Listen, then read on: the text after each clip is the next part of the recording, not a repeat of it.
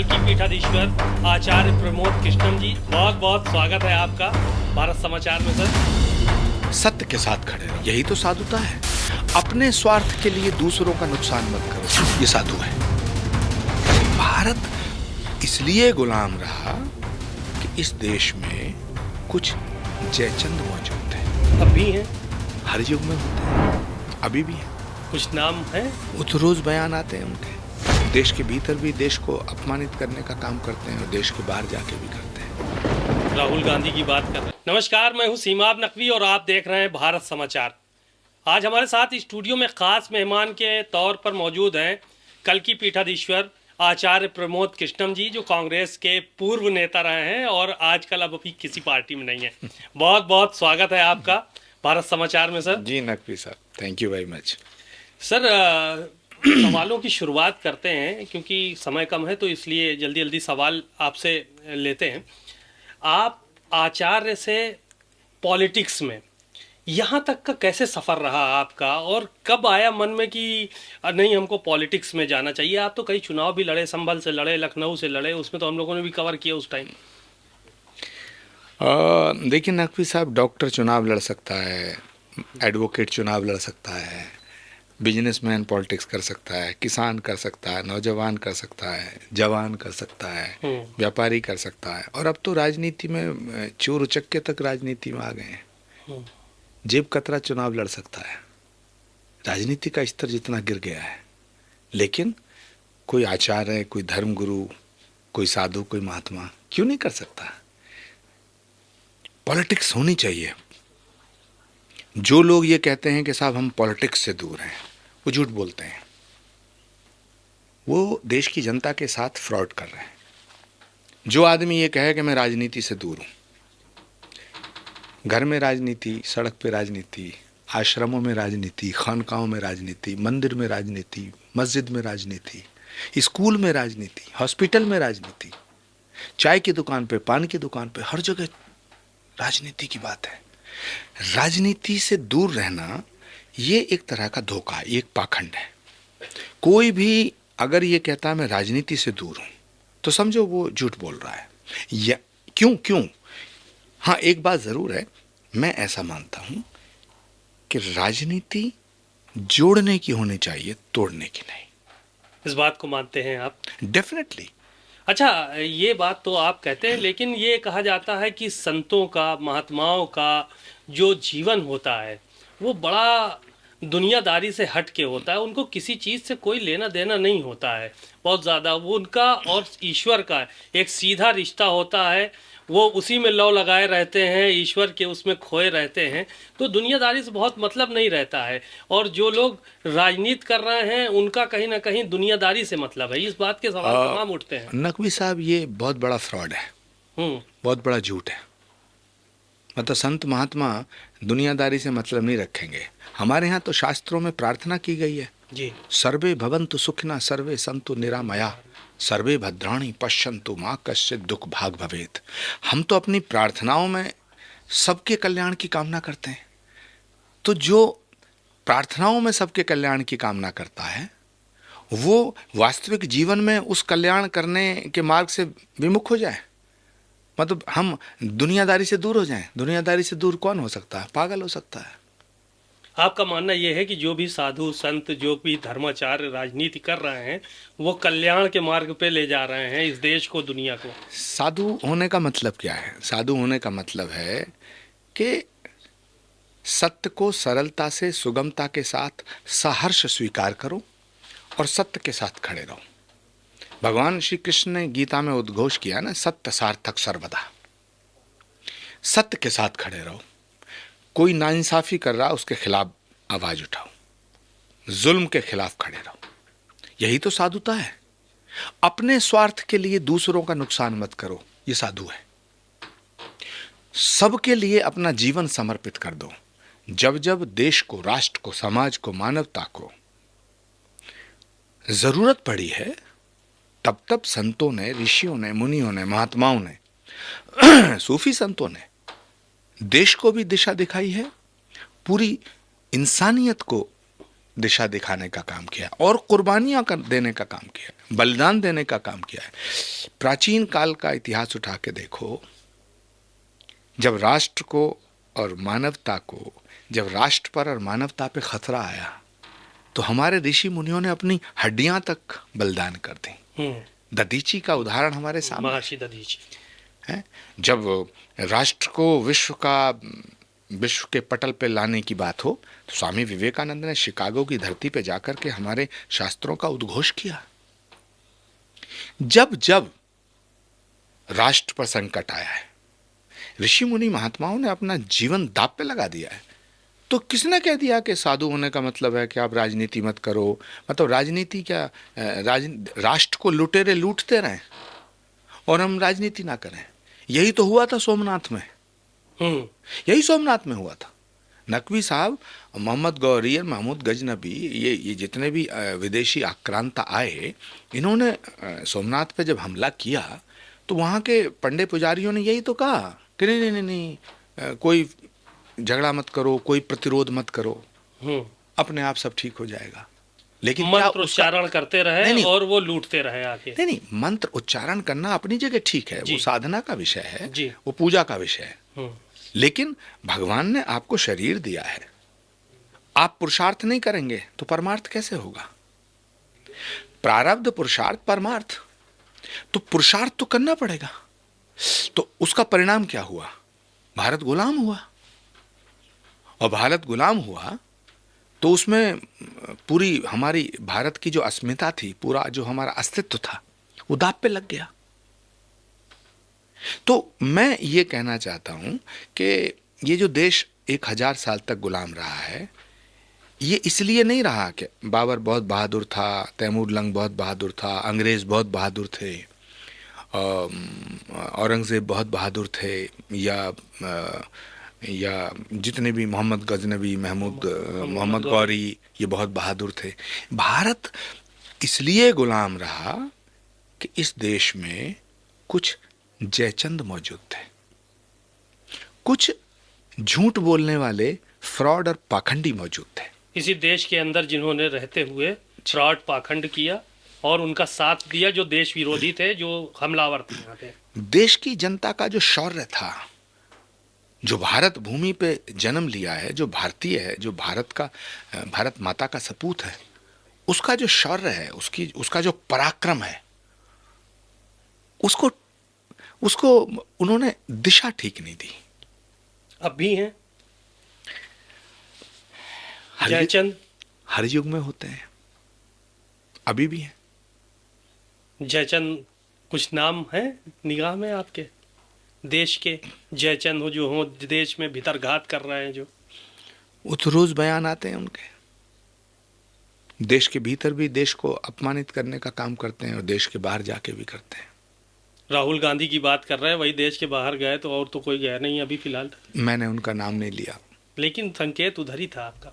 ये तो हर समझदार व्यक्ति समझ सकता है कि देश के बाहर जो है वो। अच्छा, कांग्रेस आपने क्यों छोड़ी थी? नकवी साहब, मैंने कांग्रेस को नहीं छोड़ा, कांग्रेस ने मुझे निकाला। निकाला है, मुझे निष्कासित किया। और निष्कासित इसलिए किया क्योंकि मैंने ये कहा था, जब श्री राम जन्मभूमि मंदिर का प्राण प्रतिष्ठा का समय था, 22 जनवरी, जब श्री राम जन्मभूमि का भव्य मंदिर बन के तैयार हुआ और भारत के यशस्वी प्रधानमंत्री नरेंद्र मोदी जी के द्वारा उसकी प्राण प्रतिष्ठा हो रही थी, समारोह के आयोजन की तैयारियां पूरी हो चुकी थी, तो मैंने ये कहा कि राम के निमंत्रण को ठुकराना ठीक नहीं है। राम का निमंत्रण मिलना सौभाग्य का विषय है और राम के न्योते को ठुकराना दुर्भाग्य का विषय है।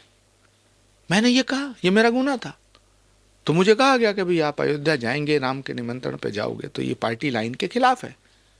तो मैंने ये कहा कि भाई नहीं, तो पार्टी लाइन के कहाँ खिलाफ रह गया? वो तो कांग्रेस के कई नेता गए, उसके बाद प्रदेश अध्यक्ष गए, उसमें कांग्रेस के जो मौजूदा प्रदेश अध्यक्ष थे वो गए, सरयू में स्नान किया, रामलला के दर्शन किए, हनुमानगढ़ी के दर्शन किए, उन लोगों ने सब कुछ किया। ये तो बाद की बात है ना। हाँ। उस समय कहा गया कि नहीं, तो मैं गया। फिर उसके बाद आपको सीधे किसी ने मना किया था फोन करके? मुझे कोई टेढ़ा कौन मना करेगा? अच्छा। और ये कहा कि ये पार्टी लाइन के खिलाफ है जो बात आप कर रहे हैं। हम्म। मैंने ये कहा था कि आप भाजपा से लड़ो, भारत से मत लड़ो। और ये बात मैंने पहले भी कही थी। जब भारत की संसद का, नई संसद का उद्घाटन हुआ तो कांग्रेस पार्टी ने काले कपड़े पहन करके उसका विरोध किया। तो मैंने ये कहा था कि ये जो संसद बनी है ये भारत की है जी। ये भाजपा की नहीं है। ना नरेंद्र मोदी जी इसे अपने साथ ले जाएंगे। तो आप भाजपा का विरोध करो, भारत का विरोध मत करो। ये संसद भारत की है। लेकिन उसमें लोगों को बुरा लगा। विरोध जब तो आज राम तक हो मंदिर रहा है। जब राम मंदिर का विषय आया तो मैंने कहा कि आप बीजेपी से लड़ो, राम से मत लड़ो। राम भारत की आत्मा है। राम से लड़के आप राजनीति कैसे करोगे? और फिर भगवान राम तो आदि और अनंत का विषय है ना। भाजपा की उत्पत्ति तो 1980 में हुई है। भाजपा तो एक पॉलिटिकल पार्टी है। राम तो सबके हैं और सब राम के हैं। राम तो भगवान है। राम तो हमारी आस्था का आधार है। राम तो उनके भी हैं जो राम को नहीं मानते। ये राम तो उनके भी हैं जो राम को नहीं मानते। लेकिन ये बात कांग्रेस के नेतृत्व की समझ में नहीं आई। क्यों? क्योंकि मुझे लगता है वो वामपंथी विचारधारा को मानने वाले कुछ ऐसे चंडालों की चौकड़ी से घिर चुका था जो आज तक घिरा हुआ है। तो उन्हें सही रास्ता दिखाने की बात जो करेगा उसे वो पार्टी से बाहर का रास्ता दिखा देते हैं। तो मुझे पार्टी ने पार्टी से निष्कासित किया। आप राहुल गांधी का विरोध करते हैं कि सोनिया गांधी का विरोध करते हैं? मैं किसी का विरोध नहीं करता। विरोध तो कर रहे हैं और कह रहे हैं विरोध भी नहीं करते। मेरा उनसे कोई झगड़ा नहीं है। मेरा उनसे कोई जाति झगड़ा थोड़ा ही है। मैं तो कोशिश ये कर। अच्छा मुझे बताओ, मैंने 3 बातें कही जी। पहला मैंने कहा कि अभी राम के मंदिर के निमंत्रण को मत ठुकराओ। अब ये बताओ ये कांग्रेस के हित में था या कांग्रेस के विरोध में था? दूसरा मैंने कहा कि प्रियंका गांधी को कांग्रेस की कमान सौंप दो, क्योंकि प्रियंका गांधी कांग्रेस की सर्वाधिक लोकप्रिय नेता है। मैंने ये कहा। तीसरा मैंने कहा कि भाई राजस्थान में अब अशोक गहलोत बूढ़े हो गए हैं, उनमें फायर नहीं बची है। अब सचिन पायलट को वहां का मुख्यमंत्री बना दो। अब मुझे बताओ, अगर वहां राजस्थान में सचिन पायलट को मुख्यमंत्री बना देते, इससे कांग्रेस का फायदा होता है नुकसान? मेरा क्या फायदा था? अगर प्रियंका गांधी कांग्रेस की कमान उनको सौंप दी जाती, प्रियंका गांधी को उस वक्त कांग्रेस का चेहरा बना दिया जाता, तो कांग्रेस का फायदा होता है नुकसान? अगर राम मंदिर की प्राण प्रतिष्ठा में कांग्रेस सम्मिलित होती तो इससे कांग्रेस का फायदा होता है, कांग्रेस का नुकसान? तो जो बातें मैंने कही जी वो तो कांग्रेस के हित में थी। लेकिन मुझसे कहा गया कि नहीं साहब आप कांग्रेस के विरोध में बोल रहे हैं। अरे भाई, कांग्रेस पार्टी वो पार्टी है जिसके सर ये सलाह तो मीडिया में आप देने लगे थे ना। सलाह आपको मीटिंग में देनी चाहिए थी और वो टेलीफोन पे देनी चाहिए थी। ये पार्टी का आप तो मीडिया में आपने जैसे ही चर्चा शुरू की, हड़कंप मच गया कांग्रेस के अंदर, हिलने लगी चूल्हे कांग्रेस की। नहीं, सच बात को कहना गुनाह है क्या? और राजनीति में होने का मतलब यह है कि आप जनता को धोखा दो, यानी कि अंदर कुछ बोलो बाहर कुछ बोलो। हम तो भाई जैसे अंदर है वैसे भी बाहर है। हमारा तो खुला खेल फर्रुखाबादी है। हमारा जीवन तो खुली किताब है। हमें जो लोग गाली देते हैं, हमें रोज हजारों गालियां देते हैं। हम तो किसी को नहीं कहते तुम्हें हम श्राप देंगे, तुम मर जाओ, तुम मिट जाओ। हम तो कहते हैं ठीक है भाई, तुम्हें भगवान सद्बुद्धि दे। अच्छा, राहुल गांधी, प्रियंका गांधी और सोनिया गांधी, इनमें से आप किसको अच्छा नेता मानते हैं? नहीं, ये तो देश की जनता ने फैसला कर दिया कौन अच्छा है कौन बुरा। अरे कौन है? आप किसको? देश की जनता से क्या आपको हम पूछ रहे हैं, आप किसको मानते हैं नेता? देश की जनता ने तो चलिए कर दिया फैसला। देखिए, देश की जनता ने फैसला किया कि भारत की जनता 10-12 साल तक तो सोनिया गांधी जी के साथ रही और प्रियंका गांधी को मौका ही नहीं मिला। कांग्रेस की लीडरशिप तो उनके हाथ में है नहीं, उन्हें मौका नहीं मिला। मौका किसे मिला? राहुल गांधी को। देश की जनता ने फैसला कर दिया, उन्हें नेता नहीं माना। राहुल गांधी सुने नहीं, लग रहा है आपकी बात, एक भी बात नहीं माने ना। मेरी बात ना सुने, मेरी बात ना सुने जी। मेरी बात सुनना जरूरी नहीं है, लेकिन देश की जनता की जनभावनाओं का सम्मान तो करें। दोनों अलग अलग विषय हैं। मेरा झगड़ा क्या था? मैंने तो ये नहीं कहा कि तुम मुझे कांग्रेस की अध्यक्षता दे दो। मैंने कहा कि जनता के मानसिक पटल पर जनता की जो जनभावना है वो ऐसी है कि प्रियंका गांधी को कांग्रेस की कमान दी जाए। कांग्रेस के लाखों कार्यकर्ता ये चाहते हैं। ठीक है, अब मुझे बताओ, यदि मैं कहता कि भी मुझे कांग्रेस का अध्यक्ष बना दो, तब तो बात अलग थी। मैं तो आपकी बहन के लिए कह रहा था। मैं कह रहा था भाई आप राम मंदिर का न्योता मत ठुकराओ। अरे भाई, ये सब आपके हित की बात थी। अब आपको सुनना ही नहीं है। सुनिए, क्यों नहीं? मुझे लगता है कि उनमें पॉलिटिकल सलाहियत नहीं है। वो आदमी अच्छे हैं, बट उनमें राजनीतिक समझ नहीं है। राजनीतिक पॉलिटिकल सोच जो होता, पॉलिटिकल विजन, वो राहुल गांधी में नहीं है। इसलिए वो अपने सलाहकारों पर डिपेंड है, और वो जो सलाहकार हैं वो सलाहकार उन्हें गड्ढे में डाल रहे हैं रोज। अच्छा, हमारे शास्त्रों में कहा गया है प्रत्यक्षम किम प्रमाणम, प्रत्यक्ष को प्रमाण की आवश्यकता नहीं होती। राहुल गांधी जी के हाथ में जब से कमान आई है कांग्रेस की, 150 साल पुरानी पार्टी बर्बाद हो गई। 14 हारे, 17 हारे, 19 हारे, 22 हारे, 24 हारे, लगातार हार रहे हैं आप। मध्य प्रदेश खत्म हो गया, छत्तीसगढ़ गायब, तमिलनाडु साफ, केरल साफ। अब सोचिए ना, हाँ, यूपी साफ, बिहार साफ, दिल्ली साफ। आप पार्टी को कहां ले जा रहे हैं? प्रियंका गांधी के हाथ में कमान होती तो क्या परिस्थितियां दूसरी होती, आप ये मानते हैं? नहीं, अगर कोई आदमी बर्बादी कर रहा है और हमारे पास दूसरा व्यक्ति है, तो उसे मौका क्यों ना दिया जाए? भाई 15 साल से जो कांग्रेस की बर्बादी हुई है, इसका जिम्मेदार कौन है? क्या नकवी साहब को जिम्मेदार ठहराया जाएगा? आचार्य प्रमोद कृष्णम को ठहराया जाएगा? जिम्मेदार वो ठहराया जाएगा, उसकी जिम्मेदारी है जो फैसला लेने के लिए अधिकृत है और जो फैसला ले रहा है। तो कांग्रेस में जो फैसला लेने वाले लोग हैं, उन्हीं की तो जिम्मेदारी है कि आज कांग्रेस जो बर्बाद हो रही है। आज कांग्रेस की हालत ये हो गई है कि अखिलेश यादव की चौखट पे माथा रगड़ रही है। बिहार में तेजस्वी यादव की चौखट पे माथा रगड़ रही है। महाराष्ट्र में शरद पवार जी और उद्धव ठाकरे की चौखट पे माथा रगड़ रही है। अब बताइए ना, तमिलनाडु में डीएमके की चौखट पे माथा रगड़ रही है। कहीं है कांग्रेस? अखिलेश यादव जी ने कह दिया कि नहीं, 2 सीट से ज्यादा मैं नहीं दूंगा। आपको कभी कांग्रेस में बुलाया जाएगा या न्योता आता है? प्रियंका गांधी के लिए सॉफ्ट कॉर्नर समझ में आ रहा है आपके दिल में, तो प्रियंका गांधी अगर बुलाएंगी तो कांग्रेस में जाएंगे आप आगे? मुझे लगता है ना वो बुलाएंगी और मुझे लगता है ना वो बुलाने लायक होंगी। क्योंकि जब तक राहुल गांधी हैं तब तक कांग्रेस की कमान किसी दूसरे को नहीं सौंपी जा सकती, और जब तक राहुल गांधी के हाथ में कमान है, कांग्रेस का कुछ नहीं हो सकता। क्या राहुल और प्रियंका में भी झगड़ा चलता है? नहीं, मुझे लगता है प्रियंका जी बहुत प्यार करती हैं अपने भाई को, और राहुल जी भी अपनी बहन को बहुत प्यार करते हैं। चलिए मुझे आगे बढ़ते हैं। और अक्सर प्रियंका गांधी जी ये बात हमसे कई बार कह चुकी हैं, और अकेले में भी कहती थी कि राहुल गांधी जी माई बॉस, राहुल गांधी जी मेरे नेता हैं, जो वो कहते हैं मैं वही करती हूँ।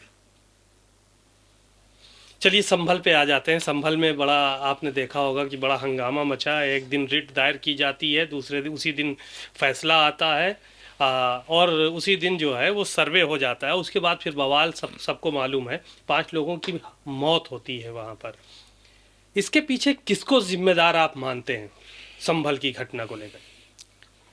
देखिए, जिन लोगों की मौत हुई है ये बहुत दुखद है, लेकिन उनके हाथों में पत्थर किसने दिए, ये बड़ा सवाल है। जिन हाथों में किताबें होनी चाहिए, जिन हाथों में कलम होना चाहिए, उन हाथों में पत्थर देने वाले कौन है? संभल का जो ये दंगा है, इसकी न्यायिक जांच चल रही है। नकवी साहब, मैं दावे के साथ कह रहा हूं, जब इसकी रिपोर्ट आएगी, इसमें पॉलिटिकल पार्टीज के बड़े बड़े नेताओं की भूमिका और साजिश का पर्दाफाश होगा।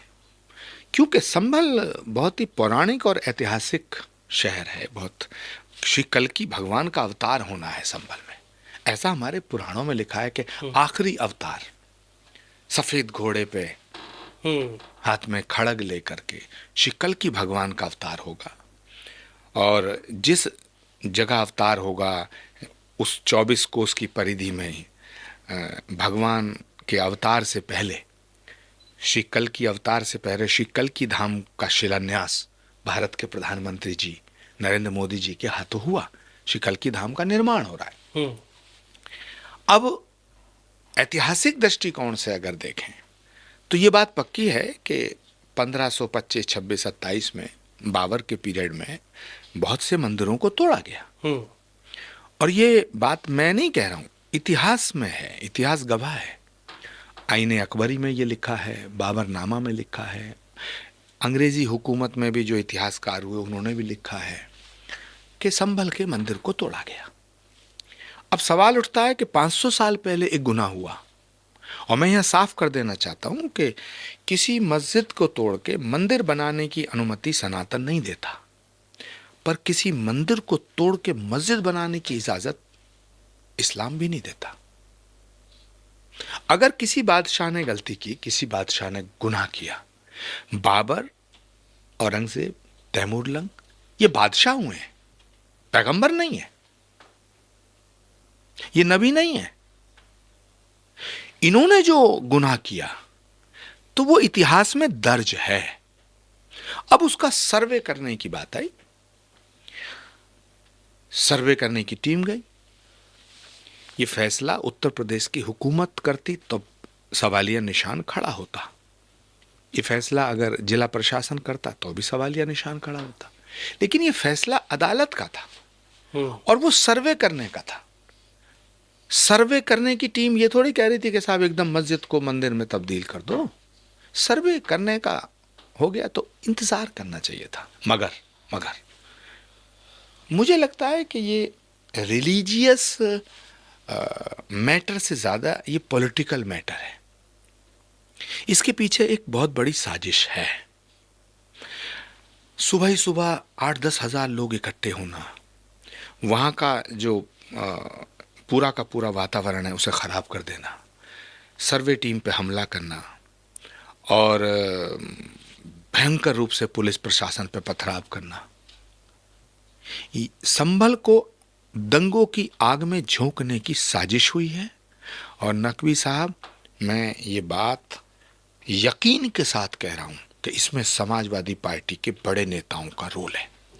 लेकिन एक अखिलेश यादव ने एक ट्वीट किया था जिसमें जब सर्वे के लिए टीम जा रही थी तो उसमें कुछ लोग थे जो नारेबाजी करते हुए चल रहे थे। अगर सर्वे करना था, सर्वे के लिए जाना था तो प्रशासन जाता, पुलिस जाती और लोग जाते। ये प्राइवेट लोग क्या कर रहे थे वहाँ पे? सर्वे के नारे लगाते हुए चल रहे थे। वो वीडियोस उन्होंने ट्वीट किया था और ये सवाल उन्होंने खड़ा किया इस बात को लेकर। देखिए, जो हुड़दंग कर रहा है, जो उपद्रव कर रहा है, जो दंगा फैलाने की कोशिश कर रहा है, उसके खिलाफ मुकदमा दर्ज होना चाहिए। लेकिन समाजवादी पार्टी ने क्या किया? दंगों को भड़काने की साजिश की और ये इसका सियासी फायदा उठाना चाहते हैं। ये जो उत्तर प्रदेश के उपचुनावों में हार हुई है, एक्चुअली क्या है, योगी आदित्यनाथ जी के नेतृत्व में समाजवादी पार्टी और उसके नेताओं की इतनी बुरी हालत हो गई है कि ये सब मानसिक संतुलन खो बैठे हैं। अखिलेश यादव जी ना जब से उपचुनाव हारे हैं तो राहुल गांधी जी की तरह बोलने लगे, गुस्सा करने लगे, छोटी छोटी बातों पे नाराज हो जाते हैं, पत्रकारों पे नाराज हो जाते हैं, किसी नेताओं पे नाराज हो जाते हैं, जो उन्हें सही सलाह देता उस पर भी नाराज हो जाते हैं। तो ये एक बहुत बड़ी कॉन्स्पिरेसी है जो संभल को दंगों की आग में झोंकना चाहते थे। अब मैं एक सवाल करता हूं कि अखिलेश यादव जी ये बताएं कि उनका जो स्थानीय सांसद है, जिसका नाम भी जियाउर रहमान बर्क, जिसका नाम उस रिपोर्ट में है, FIR में है, उन्होंने दंगा भड़काने की स्पीच भी दी, उन्होंने मुसलमान बहन भाइयों को भड़काने के लिए तकरीरें की, उन्होंने उनको उकसाया। अखिलेश यादव जी ने उन्हें फ़ोन करके क्यों नहीं पूछा कि भाई ये तो आप गलत कर रहे हैं, ये आप गलत कर रहे हैं। जो पत्थर मारता है उसके खिलाफ एफआईआर दर्ज हो रही है, लेकिन जो पत्थर मरवाता है, फिकवाता है, जो उन हाथों में पत्थर दे रहा है, तो समाजवादी पार्टी पे तो मैं इतना कहना चाहता हूं अखिलेश यादव जी के लिए कि पहले आप मुसलमान बहन भाइयों को भड़काते हैं, उकसाते हैं, भीड़ इकट्ठा कराते हैं, फिर पत्थर फेंकवाते हैं, फिर दंगा कराते हैं, फिर डेलीगेशन भिजवाते हैं, फिर मौत पे सियासत करते हैं, मुआवजा भिजवाते हैं, अपनी सियासत चमकाते हैं। ये ठीक नहीं है। यही बात तो वो भारतीय जनता पार्टी के लिए अखिलेश यादव कहते हैं कि जब से जो है वो लोकसभा चुनाव में हार हुई है, समाजवादी पार्टी का ग्राफ बढ़ा है, तो वो दंगों की आग में झोंकना चाह रहे हैं, सरकार दंगा करा रही है। इस तरह की बातें उनके बयान में, उनके ट्वीट में और राम गोपाल यादव के ट्वीट में, बयान में जो है वो समाजवादी पार्टी के तमाम नेता उनके बयानों में देखने को मिलती। और एक बात और, न्यायालय की जो आदेश आया, राम गोपाल यादव ने उस पर भी सवाल खड़े किए। उन्होंने कहा कि ऐसे जो जज हैं, जो ज़िले के छोटे जज हैं, जो वो पूरे देश को जो है वो जलवाना चाहते हैं, वो इस तरह के आदेश इसलिए दे रहे हैं। ये भाषा ही ठीक नहीं है।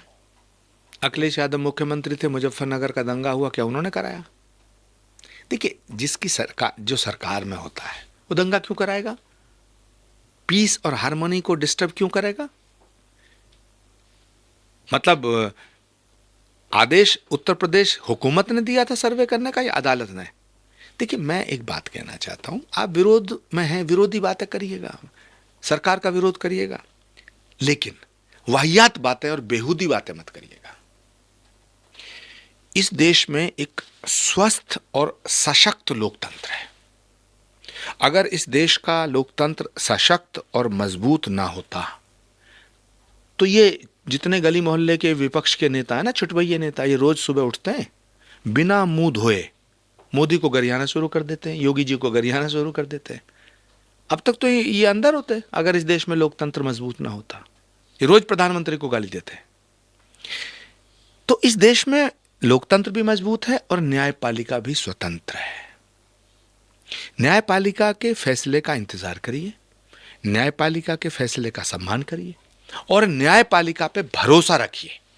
लेकिन आप ना सरकार पे भरोसा रखेंगे, आप मीडिया पे भरोसा नहीं, आपको न्यायपालिका पे भरोसा नहीं, आपको सर्वे टीम पे भरोसा नहीं, तो आपका भरोसा इस लोकतंत्र पे नहीं है ना। जिस संविधान की किताब लिए घूम रहे हो, आपका भरोसा नहीं है उस संविधान पे। उस संविधान ने ही देश की न्यायपालिका को स्थापित किया है। आप कहते हैं साहब ये फैसला गलत कर दिया। अरे अभी फैसला हुआ कहां है भाई? आप अभी से ही, कहीं आग लग रही है तो आपको उसमें पानी डालना चाहिए। आग लग रही है, उसमें आप घी डाल रहे हो, घी नहीं पेट्रोल डालने का काम कर रहे हो। आचार्य प्रमोद कृष्णम जो है वो कांग्रेस के एक बड़े नेता के रूप में पूरे देश में जाने जाते थे। अचानक से बयानबाजी उन्होंने कांग्रेस के खिलाफ शुरू किया और प्रधानमंत्री के करीबी हो गए। ये कैसे हुआ? देखिए, बिल्कुल दोनों बातें गलत हैं। ना तो मैंने कोई कुछ सोच के बयानबाजी की, मैंने जो कहता हूं वो पब्लिक डोमेन में है जी। मैं जब कांग्रेस के साथ था तब भी सच्ची बातें करता था, मैं तब भी सच के साथ था।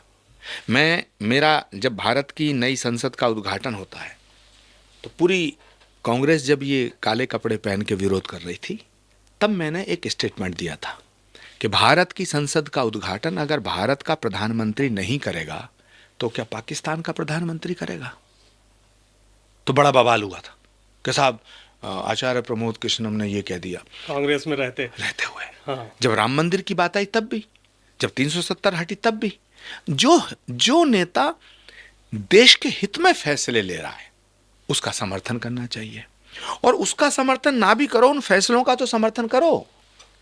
लेकिन कांग्रेस की प्रॉब्लम यह हो गई है नकवी साहब कि कांग्रेस नरेंद्र मोदी का विरोध करते करते देश का विरोध करना शुरू कर दिए।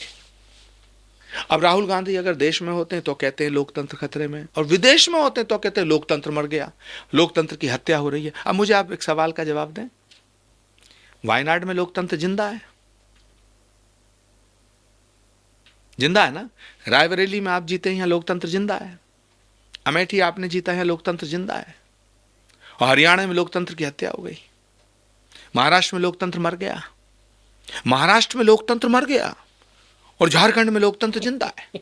ये क्या बचकानी बातें हैं। और मैं आपको आज एक बात बताना चाहता हूं, ये जो ऐसे बच्चे होते हैं ना जिनकी परवरिश विदेश में होती है ना, वो आप अब फिर मुझसे कहेंगे कि आप ये बात उन पे कह रहे हैं, अब आप कहेंगे राहुल गांधी पे कह रहे हैं, कभी कहेंगे आप अखिलेश यादव पे कह रहे हैं। मैं किसी पे नहीं कह रहा हूं, मैं एक जमीनी बात बता रहा हूं।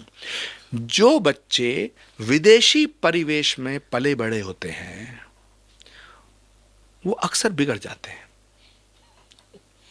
और वो अपने बुजुर्गों का भी सम्मान, इज्जत और एहतराम नहीं करते, अपने पूर्वजों का भी सम्मान नहीं करते। और बताऊं आपको मैं, ये बहुत भारी संकट हो गया हमारी देश की राजनीति में। हम चाहते हैं कि एक स्वस्थ लोकतंत्र में एक ताकतवर विपक्ष हो, एक जिम्मेदार विपक्ष हो, लेकिन देश की आजादी के बाद आज तक इतना बेहुदा, इतना बचकाना विपक्ष आज तक नहीं हुआ। आप कहना क्या चाहते हैं? दिल्ली में लोकतंत्र जिंदा हो जाता है जब आप जीतते हैं। आप ईवीएम की बात करते हैं। अभी मैंने कांग्रेस पार्टी के बड़े नेताओं का बयान देखा कि हम ईवीएम पे आंदोलन करेंगे। तो भैया पहले वायनाड का इस्तीफा दो, अमेठी से इस्तीफा दो, रायबरेली से इस्तीफा दो, अखिलेश यादव इस्तीफा दें, स्वयं जीते हैं इसी ईवीएम से। आप मुझे बताओ ना, है आप बताइए, कन्नौज में ईवीएम ठीक है, संभल में ईवीएम ठीक है, हाँ, और बनारस में ईवीएम गलत है, महाराष्ट्र में ईवीएम गलत है। ये सब लोग हंसते हैं इन बातों पे। हमेशा सांप्रदायिक सौहार्द की बात करने वाले आचार्य प्रमोद कृष्णम आजकल कुछ बदले बदले नजर आ रहे हैं, ऐसा आम चर्चा है। बिल्कुल गलत है। मेरा एक स्टेटमेंट बताओ जो सांप्रदायिक सौहार्द के पक्ष में ना हो। मैं तो कहता हूं परमात्मा सबका है, राम जितना हिंदुओं के उतना मुसलमानों के। मैं आज भी कहता हूं पैगंबर नबी सल्लल्लाहु अलैहि वसल्लम जितने मुसलमानों के उतना हिंदुओं के। सबका एहतराम करना चाहिए। सनातन चींटी को मारने की भी अनुमति नहीं देता, तो किसी की हत्या करने की इजाजत कैसे दे सकता है? और इस्लाम किसी के दिल को दुखाने की इजाजत नहीं देता, तो किसी के घर को जलाने की इजाजत कैसे दे सकता है? और मैं फिर कह रहा हूं, दोबारा कह रहा हूं, आपके शो में कह रहा हूं और दावे के साथ कह रहा हूं कि मंदिर को तोड़ के मस्जिद बनाने की इजाजत इस्लाम नहीं देता, नहीं देता। और मैं आप फिर कह रहा हूं, अगर कहीं कोई ऐसा आपको कहीं ऐसा जिक्र मिलता है नकवी साहब कि मस्जिद को तोड़ के मंदिर बनाया जा रहा है, तो आप मुझे बताइए, मैं आपका साथ दूंगा। मस्जिद को तोड़ के, अरे दोनों हमारे परमात्मा के घर है। उसे परमात्मा क्या है देखा है किसी ने? कभी अल्लाह मियां से किसी ने बात की है? नहीं, महसूस किया गया है। ये अकीदे का मामला है, ये आस्था का मामला है। और मैं आज भी कह रहा हूं, राम जितना हिंदुओं के उतना मुसलमानों के। और भारत में रहने वाले हर मुसलमान को राम का एहतराम करना चाहिए, और मुझे लगता है करते हैं। लेकिन ये जो सियासी लोग हैं, ये जो पॉलिटिकल लोग हैं, ये अपनी दुकान चलाने के लिए बोर्ड लगाते हैं, मोहब्बत की दुकान, बेचते नफरत है, सामान नफरत का। ये नहीं चलेगा। आरोप तो भारतीय जनता पार्टी के ऊपर लगाए जाते हैं, और मुख्यमंत्री के बयान का बड़ा विरोध हुआ कि बटोगे तो कटोगे। ये सारे के सारे जो बयानात आए हैं, इनको कैसे देखते हैं फिर आप? देखिए, पहली बात जी, कांग्रेस पार्टी ने मुझे निकाल दिया, पर मैंने अभी तक भाजपा ज्वाइन तो नहीं की। ये सवाल आने वाला था मेरा। भारतीय जनता पार्टी का सदस्य नहीं हूं मैं अभी तक भी। जी जी, मैंने भारतीय जनता पार्टी को ज्वाइन नहीं किया, लेकिन मैंने भारत के प्रधानमंत्री को ज्वाइन किया। और भारत के प्रधानमंत्री जी से मैंने आग्रह किया कि जहां भगवान आया अयोध्या में, उनके सारे काम आपके हाथों हुए। जहां भगवान आएगा श्री कल्कि के रूप में, तो कल्कि धाम का आधारशिला, कल्कि धाम की संगे बुनियाद रखने आप आइए। उन्होंने मेरा निमंत्रण स्वीकार किया, उन्होंने श्री कल्कि धाम का शिलान्यास किया। अब मुझे आप बताइए, क्या भारत के प्रधानमंत्री को बुलाना गुनाह है या उनसे मिलना गुनाह है? अगर उनसे मिलना गुनाह है, उनसे तो मिलने में ही तो लोग नाराज। वो तो राहुल गांधी मिलते हैं संसद में, वो तो गले लग रहे थे। तो कार्रवाई तो राहुल गांधी पे होनी चाहिए मुझसे पहले, लेकिन कार्रवाई किस पे हुई? गरीब आचार्य प्रमोद कृष्णम पे। हैं? अब सवाल ये उठता है कि मैं क्या कहना चाहता हूं। मैं चाहता हूं कि आप किसी पार्टी में राजनीति करें, लेकिन राष्ट्र के खिलाफ राजनीति ना करें।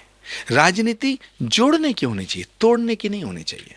तो भारतीय जनता पार्टी के नेता क्या कह रहे हैं, उस पर आप भारतीय जनता पार्टी के प्रवक्ताओं से बात करें। मैं सच के साथ हूं। आप तमाम कार्यक्रमों में भी जाते थे और पहले कई कार्यक्रम आपने अटेंड किए, बड़ी अच्छी मनकबत भी आप जो है वो सुनाए, वायरल है सोशल मीडिया पे तमाम। कहीं आज मैं सुन रहा था जब आपका इंटरव्यू करने का हुआ, तो वो पढ़ रहे थे आप कि नबी जितने हमारे हैं नबी उतने तुम्हारे हैं, ये इस तरह का कुछ एक वो उसमें थी, मनकबत थी शायद, आप वो पढ़ रहे थे। तो आ, आपको लगता है कि इसी तरह का सामाजिक सौहार्द जो है वो इस देश में बरकरार रखने के लिए कोई नया आंदोलन चलाना चाहिए, कोई पहल करनी चाहिए? क्योंकि हालात तो दिख रहे हैं कि दिन पर दिन बिगड़ते जा रहे हैं देश के। पहली बात मैं आपसे पूछना चाहता हूं जी। आपने कहा कि आप पहले पढ़ते थे, जी। पहले कहते थे कि नबी जितने तुम्हारे हैं नबी उतने हमारे हैं। हम्म। तो मैं ये बात इसलिए नहीं कहता था कि मैं कांग्रेस में हूं। हम्म। मैं ये बात इसलिए नहीं कहता था कि मैं राहुल गांधी के साथ हूं। हम्म। और मैं राहुल गांधी जी ने और उनकी पार्टी ने मुझे पार्टी से निकाल दिया, तो मैं अब ये कहना शुरू कर दूंगा कि नबी हमारे नहीं है। मैं आज भी मानता हूं कि कोई भी सूफी संत, रसूल, पैगंबर, महात्मा, ऋषि, मुनि, संत और अवतार एक कम्युनिटी के लिए नहीं आता, एक जाति के लिए नहीं आता, एक राज्य के लिए नहीं आता, एक देश के लिए भी नहीं आता, वो पूरी कायनात के लिए आता है। इसीलिए हमारे शास्त्रों में ये उद्घोष है, वसुधैव कुटुंबकम, कि पूरी वसुधा, पूरी दुनिया एक कुटुंब में, परिवार है। ठीक बात। और इस्लाम के हवाले से भी अगर मैं कहूँ, जानूँ, तो पैगंबर इस्लाम को रहमतुल मुसलमीन नहीं कहा गया, रहमतुल आलमीन कहा गया है। तो अगर वो रहमतुल आलमीन है तो मेरे ऊपर भी तो रहमत करेंगे। ठीक बात है। मेरा हक भी तो है। मर्यादा पुरुषोत्तम, भगवान श्री राम को मर्यादा हिंदू नहीं कहा गया, मर्यादा पुरुषोत्तम कहा गया है। इंसानों में सबसे अच्छे, पुरुषों में सबसे अच्छे। तो अगर राम जितने मेरे हैं उतने ही मुसलमानों के हैं। अरे भाई, हमने हिंदी में उसको भगवान कह दिया, संस्कृत में परम तत्व, परमात्मा कह दिया, इंग्लिश में गॉड कह दिया, अरबी में अल्लाह कह दिया, पर्शियन में हमने कुछ और कह दिया, खुदा कह दिया, उसे रब कह दिया। इससे परमात्मा थोड़ी बदल गया। और अगर कोई किताब, कोई धर्मगुरु ये कहता है कि परमात्मा अलग है, परमात्मा कई है, तो मैं उससे सहमत नहीं हूं। सर, ये मैं मानता हूं, हालात कैसे सुधरेंगे इस देश के? धीरे धीरे जिस तरह से देखा जा रहा है, जगह जगह अलग अलग चीजें हो रही हैं। नहीं, आप जो आपके सवाल, मैं आपके सारे सवालों का जवाब दूंगा, लेकिन मेरा सवाल जो है वो ये है कि मैंने, कांग्रेस ने मुझे निकाला, मैं कांग्रेस से अलग हो गया। तो अब मैं, आप कहना क्या, आपका सवाल जो है उसकी जो मूल भावना वो ये है कि जैसे राहुल गांधी कोई नबी हैं। नहीं नहीं, मूल भावना ये या कोई सियासी पार्टी, मूल भावना जैसे कि हमने कहा कि पहले इधर इस तरफ जब से आप जो है वो कांग्रेस से अलग हुए हैं या कांग्रेस ने आपको निकाला है, उसके बाद से इस तरह के प्रोग्राम्स में आप शामिल नहीं हो रहे। मैं आपके चैनल पे अभी कह रहा हूँ, इस प्लेटफॉर्म पे आप मुझे दावत दीजिएगा, मैं आऊंगा और मैं नबी की शान में जो पढ़ता था वही पढ़ूंगा। मुझे किसी की अनुमति की जरूरत नहीं है। और मैं फिर कह रहा हूं, आज कह रहा हूं, आज शायद 1 दिसंबर है, आज कह रहा हूं कि भगवान राम जितना हिंदुओं के उतना मुसलमानों के हैं, और पैगंबर जितना मुसलमानों के उतना हमारे हैं। मुल्क के हालात को लेकर क्या सोचते हैं आप? देश के जो हालात बन रहे हैं उनको लेकर क्या सोचते हैं और ये कैसे सुधरेंगे? ये तो एक अच्छा सवाल है। दिल बड़ा करना पड़ेगा, बाहें फैलानी पड़ेंगी, ऐसे करके सबको गले लगाना पड़ेगा। इतिहास में जो गलत हुआ है उसको गलत कहना पड़ेगा, और उस गलती से सीख लेते हुए हमें अपना मुस्तकबिल बनाना पड़ेगा। इतिहास में जो गलत हुआ है हम उस पर पर्दा डाल दें। हम इतने कमज़ोर नहीं हैं कि जो इतिहास में गलतियां की गई हैं उन्हें हम उनसे नज़र चुराएं। उन्हें हमें हमें हम भी तो गलती करते हैं, आपने भी की होंगी, यह सब करते हैं। इतिहास में अगर गलत हुआ है तो हम उस पर पर्दा ना डालें, लेकिन हम नफरत की राजनीति ना करें, मोहब्बत की एक्चुअल राजनीति करें। मोहब्बत की दुकान न चलाएं, राजनीति। मोहब्बत की दुकान होती नहीं, और जहां दुकान होती है वो मोहब्बत नहीं होती। आप मुझे बताओ, मुझे बताओ ना, दुकान पे मोहब्बत मिलती है? ये कॉन्ट्राडिक्टरी बात है, ये तो बड़ा भारी कॉन्ट्राडिक्शन है। कोई कहे साहब आग शीतलता देती है, कोई कहता जहर जिंदगी देता है। भैया मोहब्बत और दुकान दोनों अलग अलग हैं। जहां दुकान है वहां मोहब्बत नहीं हो सकती, और जहां मोहब्बत है वहां दुकान नहीं हो सकती। मोहब्बत के लिए कुछ खास दिल मखसूस होते हैं, मोहब्बत के लिए कुछ खास दिल मखसूस। मैं राहुल गांधी को कहना चाहता हूं कि मोहब्बत के लिए कुछ खास दिल मखसूस होते हैं। ये वो नगमा है जो हर साज पे गाया नहीं जाता। मोहब्बत सूफी संतों से सीखो। ये मान के ये पैगाम सुनिए, मोहब्बत तो सूफी संतों से सीखो भाई, हैं? बुल्ले शाह से सीखो, औलिया से सीखो, है सूरदास से सीखो, कबीर से सीखो, मीरा से सीखो, तुलसी से सीखो, रसखान से सीखो। है क्या उनका फर्ज है ये अहले सियासत जाने। मेरा पैगाम मोहब्बत है, जहां तक पहुंचे। है इसका क्या मतलब? इसके लिए कोई मुहिम चलाएंगे जो देश के हालात बिगड़ रहे हैं आपकी तरफ से, क्योंकि आपको तो बड़ा सम्मान करते हैं, सब सम्मान करते हैं। आपके सामने मैं यहाँ बैठा हूँ, अपने दिल की बात कह रहा हूँ जी, अपने ख्यालात का इजहार कर रहा हूँ। ये पैगाम दुनिया तक पहुंचना चाहिए कि मेरा पैगाम मोहब्बत है। हम अगर 500 साल पहले औरंगज़ेब ने गलती कर दी, बाबर ने गलती करी, तैमूर लंग ने गलती करी, अंग्रेज़ों ने गलती करी, अब अंग्रेज़ों ने हमारे देश पे जुल्म किया, नकवी साहब, तो क्या हम लंदन में रहने वाले लोगों का सिर फोड़ दें? हम यूरोपियन से नफरत करें? हम अमेरिकन लोगों से नफरत करें? सवाल इसका है कि अगर किसी बादशाह ने गलत किया तो हम उसका बदला 400 साल बाद, 500 साल बाद नहीं लें, ना हमें लेना चाहिए। जो हिंदुस्तान में पैदा हुआ है, वो हिंदू हो या मुसलमान, सुनिए, वो हिंदुस्तानी है, हमें एक रहना है। लेकिन इसका मतलब ये नहीं है कि जो इतिहास में गलत हुआ है हम उसको गलत ना कहें। सच के ऊपर पर्दा डालना ये कोई धर्म नहीं सिखाता। हर एक धर्म कहता सत्य, अहिंसा, करुणा, क्षमा, दया, त्याग, तपस्या, बलिदान, ये सभी सिखाते, बुनियादी उसूल हैं। कोई भी धर्म ये कहता है कि झूठ बोलो, ना सनातन सिखाता, ना इस्लाम सिखाता। तो अब हमें एक्चुअल धर्म को सीखने की जरूरत है। धर्म की जो व्याख्याएं गलत रूप से की जा रही हैं उनको रोकने की जरूरत है।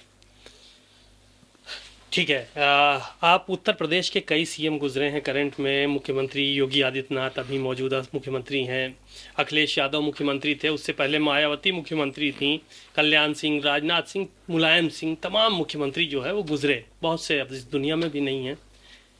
अभी करंट के जो मुख्यमंत्री हैं मायावती, अखिलेश यादव और योगी आदित्यनाथ, इसमें से किसको आप बेहतर मुख्यमंत्री मानते हैं? देखिए, सभी जितने मुख्यमंत्री हुए हैं बहुत बड़े बड़े नेता थे। मुलायम सिंह जी कई बार मुख्यमंत्री बने, मायावती जी कई बार मुख्यमंत्री बनी, कांग्रेस पार्टी के कई बड़े बड़े नेता मुख्यमंत्री बने, योगी आदित्यनाथ जी मुख्यमंत्री बने। इनमें सबसे ज्यादा लंबा जो पीरियड है जी, वो योगी जी का है, योगी जी का है। ये बात तारीख बनेगी, और अगर वो आवाम के दिल तक ना पहुंचते तो इतना लंबा पीरियड उनका नहीं हो सकता था। जहां तक रहा अखिलेश यादव जी का सवाल, तो वो तो उधार के मुख्यमंत्री थे, उधार के मुख्यमंत्री। भाई जनता ने तो मैंडेट उनके वालिद साहब को दिया था, नेताजी को दिया था, उनके चाचा को दिया था। शिवपाल जी और मुलायम सिंह जी की मेहनत से 2012 में सरकार बनी थी, और मुख्यमंत्री कौन बने? अखिलेश यादव। उधार के मुख्यमंत्री ना होते तो पार्टी की ये दुर्दशा होती। आप ये बयान दे रहे हैं तो ऐसे तो मुख्यमंत्री की रेस में योगी आदित्यनाथ जी भी नहीं थे, वो तो गोरखपुर से सांसद थे। केशव जी के चेहरे पे चुनाव लड़ा गया, तमाम नाम बीच में आए, फिर अचानक से मुख्यमंत्री योगी आदित्यनाथ जी बना दिए गए। योगी आदित्यनाथ जी के पिताजी मुख्यमंत्री नहीं थे। हम्म। योगी आदित्यनाथ जी का जन्म एक बहुत साधारण परिवार में हुआ। वो किसी मैनिपुलेशन से मुख्यमंत्री नहीं बने। लेकिन अखिलेश यादव जी, मैं कह रहा हूं इसलिए मत मानिए, अखिलेश यादव जी मुख्यमंत्री सिर्फ इसलिए बने कि वो नेताजी के पुत्र थे। अखिलेश यादव को आप क्यों पसंद नहीं करते हैं, क्या वजह है? मैं तो खूब पसंद करता हूं। मैं जब बातें तो नापसंदीदा कर रहे हैं आप। जी बिल्कुल नहीं, बिल्कुल नहीं, नहीं नहीं, मैं इस पे ऐतराज करूंगा। क्योंकि जब अखिलेश यादव जी का और शिवपाल जी का विवाद चला, तो आप अखिलेश जी से कभी पूछिए मैंने क्या कहा। जी। मैंने कभी नहीं कहा कि आप अलग रहें। मैंने हमेशा कहा कि आप चाचा का सम्मान करो, चाचा को वापस लाओ। ये बात तो उनके परिवार के हित में थी। मैं तो समाजवादी पार्टी का कभी सदस्य नहीं रहा। हाँ, ठीक बात है। लेकिन मैं उनके परिवार से प्यार करता हूं, और मैं अखिलेश यादव जी में भविष्य का बहुत बड़ा नेता ढूंढ रहा था। तो जो गलतियां हैं, मैं उन पर अगर चुप रहूं तो फिर तो मैं अखिलेश यादव जी का चमचा कहलाया जाऊंगा। मैं राहुल गांधी जी की गलतियों को टोक रहा था, इसीलिए तो मैं अपने भरोसे से कह रहा हूं कि सच्चा जो हितैषी होता, देखिए चाणक्य ने एक जगह कहा है कि राजा के दो तरह के सलाहकार होते हैं। एक वो जो राजा की इच्छा देख करके बात करते हैं, एक वो जो राजा के हित देख के बात करते हैं। तो जो राजा और राज्य का हित देखे वो सही सलाहकार होता है, वो सही हितैषी होता है, उसी वेल विशर कहते हैं। लेकिन अखिलेश जी ने मेरी बात नहीं मानी, तो उसका अंजाम देख रहे हो क्या हो रहा है। शिवपाल जी को कैसा नेता मानते हैं आप? बहुत भोले इंसान है, बहुत भोले इंसान है। मैं तो उनसे आजकल बात इसलिए नहीं करता हूं कि मैं उनसे बात करूंगा तो भतीजा चाचा के खिलाफ कोई कार्रवाई ना कर दे। मेरा मन करता है कई बार शिवपाल जी से बातें करूं, मेरा मन करता है दिग्विजय सिंह जी से मिलूं। लेकिन अगर मैं दिग्विजय सिंह जी से मिलूंगा तो राहुल गांधी जी उनके खिलाफ भी कार्रवाई कर देंगे। मेरा मन करता है सचिन पायलट से मिलूं, मेरा तो मन करता है प्रियंका गांधी से कभी मिलूं। लेकिन अगर मैं प्रियंका जी से मिलूंगा तो राहुल गांधी और नाराज हो जाएंगे, आग बबूला हो जाएंगे। तो सवाल ये है, और मैं ये भी कह रहा हूं कि इनका भी मन करता होगा मुझसे मिलने का, है? मगर है एक बात मैं बताऊं, राजा का दिल बड़ा होना चाहिए। निंदक निहरे राखिए, आंगन कुटी छवाए, बिन पानी साबुन बना, निर्मल करे सुहाए। तो जितने पॉलिटिक्स कर रहे हैं लोग, जितने भी पॉलिटिशियन हैं, पॉलिटिकल पार्टीज को, पॉलिटिकल लोगों को अपना दिल बड़ा करना चाहिए, अपनी बाहें फैलानी चाहिए। हमें अपने हितों से ज्यादा, अपने स्वार्थ से ज्यादा इस भारत का स्वार्थ देखना है, भारत का हित देखना है। हमें ये देश मजबूत करना है, पूरी दुनिया में हमें इसका झंडा फहराना है। तो इसे ये तभी होगा जब हम सब एक झंडे के नीचे, और कम से कम मुल्क के नाम पर हम एक होंगे। हम पूजा करें, प्रार्थना करें, आरती करें, घंटा घड़ियाल बजाएं, शंख ध्वनि करें, ये हमारा अपना विश्वास और आस्था है। आप नमाज अदा करें, आप अपनी तौर तरीके से पूजा पद्धति, ये आपका है। लेकिन हम हिंदुस्तानी हैं, हिंदुस्तान की मिट्टी में हमारा जन्म हुआ है और हम इस मिट्टी में मिल जाएंगे। इसीलिए गर्व से कहना चाहिए हम भारतीय हैं। यकीन करते हैं कि आने वाले वक्त में समय बदलेगा और हालात हिंदू मुस्लिम के जो बन रहे हैं यहाँ पर वो सामान्य रहेंगे? अभी तो हालात अच्छे नहीं है। हालात नहीं अच्छे, लेकिन नफरत किसी भी समस्या का समाधान नहीं है। और तंग दिली और संग दिली दोनों गलत है। फराग दिली, दरिया दिली, नेताओं को चाहिए उनको अपना दिल बड़ा करें। मैं बार बार कह रहा हूं इस बात को, दिल बड़ा करें, है ना। एक घर में कई बच्चे होते हैं, कोई किसी मिजाज का होता है, कोई किसी मिजाज का होता है, लेकिन घर सबका होता है। तो ये भारत सबका है, हिंदुस्तान सबका है।